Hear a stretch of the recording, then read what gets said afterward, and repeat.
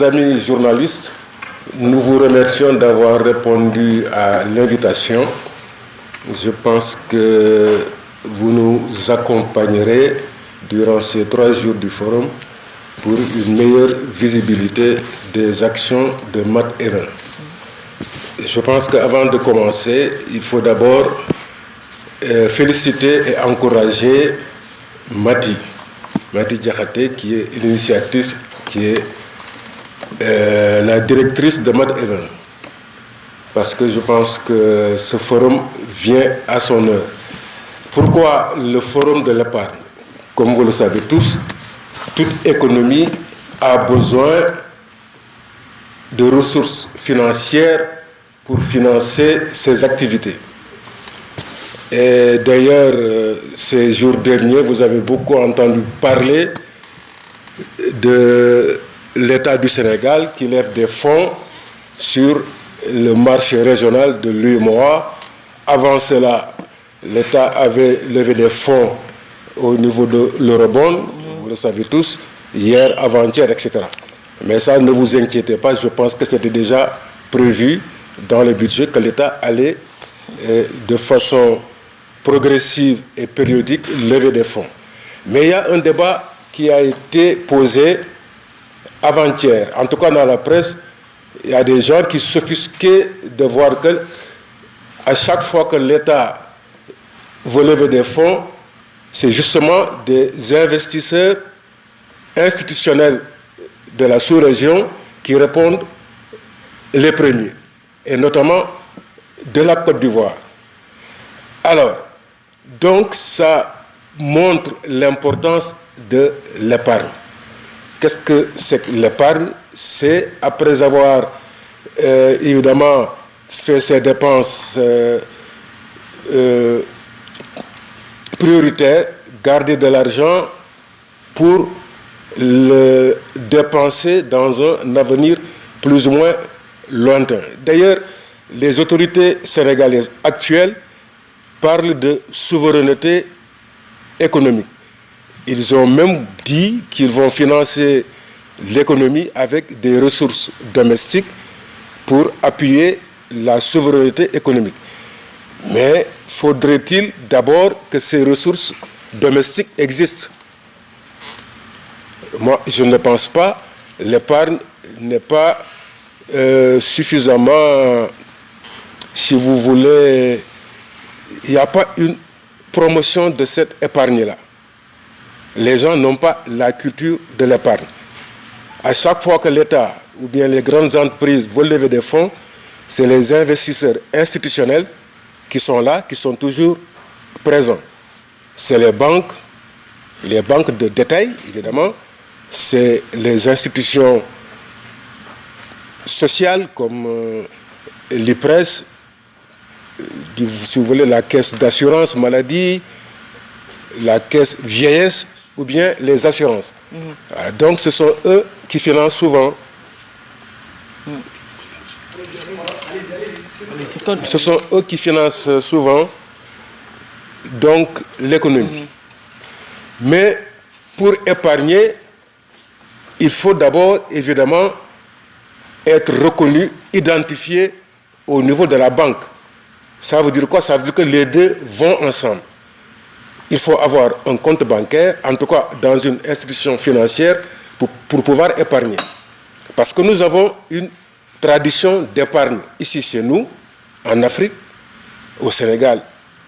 C'est ce qu'on appelle les tontines. Vous savez que d'abord, il n'y a pas suffisamment de sécurité et il n'y a pas de rentabilité. Parce que quand vous faites garder votre argent par un parent, un voisin, un ami, un collègue, ce n'est pas sûr. Vous tous, vous êtes au courant de ce qui s'est passé il n'y a pas longtemps, il y a 3 jours en Casamance, une jumelle qui a tué l'autre pour 3500 francs. Je crois que c'était pour des raisons de tontine. Ou bien on vous dit que quelqu'un a pris la caisse et a pris la tangente. Ça prouve qu'il n'y a pas de sécurité. Donc pour pouvoir épargner, il faut ouvrir un compte bancaire. Donc il faut élever le taux de bancarisation au Sénégal qui tourne aujourd'hui autour de 20%, 19,6, etc. L'État du Sénégal a fait des projections pour amener ce taux en 2026 au-delà de 60%. Donc, évidemment, si on demande à ce que les gens ouvrent un compte bancaire pour pouvoir épargner, c'est pour capter cette masse monétaire qui échappe à l'économie formelle. Parce que la masse monétaire, c'est l'argent qui est en circulation dans un espace donné. Au Sénégal, c'est tout l'argent qui circule. Mais cet argent-là, la majeure partie échappe au circuit économique normal, officiel. Une bonne partie de cet argent est thésaurisé. Thésaurisé, ça veut dire quoi? Ça veut dire, au lieu de déposer cet argent à la banque, on garde ça chez soi, dans l'armoire, dans un coffre-fort, etc. Or que cet argent a besoin d'être injecté dans l'économie pour permettre le financement des activités des agents économiques. Donc, il faudrait que les gens aient cette culture d'ouvrir un compte bancaire qui leur permet de pouvoir épargner et évidemment avoir accès au crédit. Parce que les deux, comme je l'ai dit tout à l'heure, les deux vont ensemble. Il faut élever le taux de bancarisation, il faut encourager l'épargne pour pouvoir financer l'activité économique. Alors, en ce moment-là, l'État peut-être n'aura plus besoin, en tout cas régulièrement, de s'adresser au marché monétaire, marché financier étranger pour lever des fonds. Sur 100, peut-être que l'État pourrait lever au moins les 50, n'est-ce pas, en comptant sur des ressources domestiques. Mais pour qu'il y ait des ressources domestiques, il faut que les agents économiques, évidemment, ouvrent des comptes dans les institutions financières, que ce soit les banques ou bien les institutions de microfinance ou bien même les mobiles monnaies. Parce que ça aussi participe de l'inclusion financière. Parce qu'il faut amener les gens à comprendre ce que c'est faire des transactions à travers, évidemment, ces vecteurs que sont la banque, les institutions de microfinance ou bien les mobiles monnaies.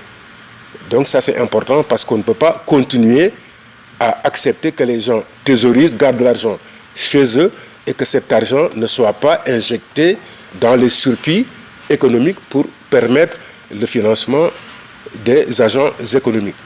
Voilà, donc je pense que le forum permettra durant 3 jours de faire rencontrer les clients potentiels des banques et les professionnels des banques et de sensibiliser les visiteurs à l'épargne. Et ça, je le dis, c'est grosso modo. Même les agents économiques, les ménages, les particuliers ont besoin d'épargner. Parce que épargner, c'est renoncer à une dépense immédiate pour pouvoir, dans un avenir plus ou moins lointain, faire peut-être des investissements plus importants que cette dépense immédiate. Si par exemple, je veux acheter un véhicule, je ne peux pas le faire tout de suite. Peut-être que la banque peut me prêter la moitié du coût du véhicule, mais l'autre moitié, moi-même, je dois rechercher cela. Et pour le rechercher, il faudra garder de l'argent. Et c'est justement le fait de garder cet argent qui constitue l'épargne. Mais il ne faut pas le garder chez soi. Comme je disais tout à l'heure, il ne faut pas thésauriser. Il faut le mettre dans le circuit économique, le déposer dans les banques, dans les institutions de microfinance, pour que ça soit sécurisé dans votre intérêt et que ça puisse aussi servir l'économie nationale. Parce que l'activité des banques, c'est un binôme. On encaisse l'argent déposé par les clients de la banque, de la main gauche, et de la main droite, on octroie à ceux qui ont besoin de crédit. Parce que le marché monétaire, un marché, c'est la rencontre de l'offre et de la demande. Le marché monétaire, le marché financier, c'est la rencontre de demandeurs de ressources financières et d'offreurs de ressources financières. Donc, faudrait-il d'abord qu'il y ait ces ressources financières. Et pour avoir ces ressources financières, il faudrait encourager l'épargne des agents économiques, les ménages, les entreprises, les institutions de l'État, etc. Et pour le moment, je pense que c'est ça que je voulais dire comme introduction. Évidemment, tout à l'heure, on pourra peut-être approfondir.